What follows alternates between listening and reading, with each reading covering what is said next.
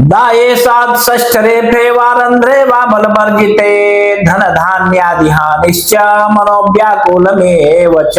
तो मित्रों, महर्षि पाराशर बृहद पाराशर होरा शास्त्रम के 61वें अध्याय के 33वें श्लोक में कहते हैं कि यदि आपकी जन्म कुंडली के अनुसार आपके ऊपर केतु देवता की महादशा चल रही हो और केतु देवता की महादशा में अंतर्दशा चंद्र देवता की चल रही हो और ऐसे चंद्रमा देवता यदि आपकी कुंडली में दशा नाथ से छठे, आठवें, 12वें घर में बैठे हुए हो, या आपकी कुंडली में चंद्रमा कृष्ण पक्ष के हो, या फिर आप यूं मान लीजिए कुल मिलाकर के कि बलहीन हो, तो ऐसे चंद्रमा देवता आपके धन धान्य आदि की हानि कर देते हैं तथा मनोव्याकुलमेव च, मन में सदैव व्याकुलता बनी रहती है और सदैव एक डर सा बना रहता है। सदैव ही आप टेंशन में बने रहते हैं कि कब क्या हो जाए, ठीक है ना। तो इस प्रकार से ये चंद्रमा देवता यदि छठे, आठवें, 12वें में हो या बलहीन हो तो निश्चित रूप से इस तरह का फल देते हैं। 34वें श्लोक में कहते हैं कि स्वबंधु जन वैरम च आंत्र पीड़ा तथैव च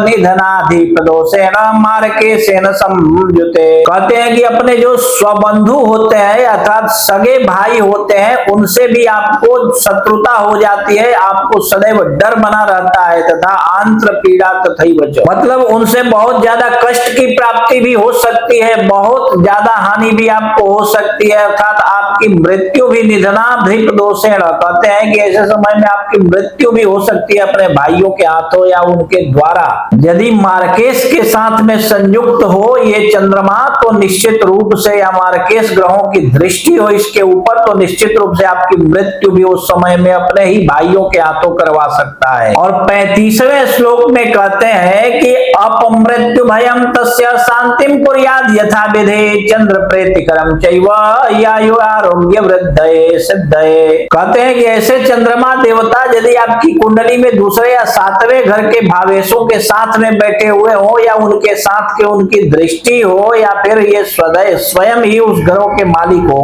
तो ऐसे चंद्रमा देवता अकाल मृत्यु करवा देते हैं। और ऐसे दोष की शांति के लिए कहते हैं कि शांतिम कुर्याद यथा विधि, जैसा कि विधि का नियम बतलाया गया है कि किस विधि से किस प्रकार से ग्रह शांति करवाई जाती है, उन विधि से विधि पूर्वक सभी ग्रहों की शांति यहाँ पे और चंद्रमा देवता की स्पेशल शांति करवाएं, विधि विधान पूर्वक ऐसे ग्रहों की शांति करवानी चाहिए। कहते हैं कि चंद्र प्रीतिकरम चैव आयु आरोग्य वृद्धये। ऐसे समय में विधि पूर्वक शांति कर्म करवाने से, ग्रह दोष निवारण विधि करवाने से चंद्रमा देवता प्रसन्न हो जाते हैं और इनकी चंद्रमा देवता की प्रसन्नता जो है आपको आयु और आरोग्य दोनों की सिद्धि करवाती है। मतलब आपकी आयु भी बढ़ जाती है, आपकी मृत्यु नहीं होती है अथवा कहें कि टल जाती है, और आपका आरोग्य भी बढ़ जाता है, मतलब आपके कोई रोग नहीं होते हैं, आपको कोई इस प्रकार का दोष नहीं लगता है चंद्रमा से संबंधित, ठीक है। तो इसी प्रकार आप स्वयं की कुंडली स्वयं से देख लीजिए, और यदि इसके बाद भी आपको आपकी कुंडली समझ में न आवे तो आप अपनी कुंडली किसी कुशल श्रेष्ठ और अनुभवी विद्वान जो है आपके आजू बाजू में जो रहता हो, ऐसे विद्वान से आप अपनी कुंडली दिखाइए। देखिए ज्योतिष में थोड़ा सा एक दोष है, और वो ये दोष है कि ये धन का लोभी जो व्यक्ति होता है ना उसको अपनी तरफ आकर्षित करता है, और जो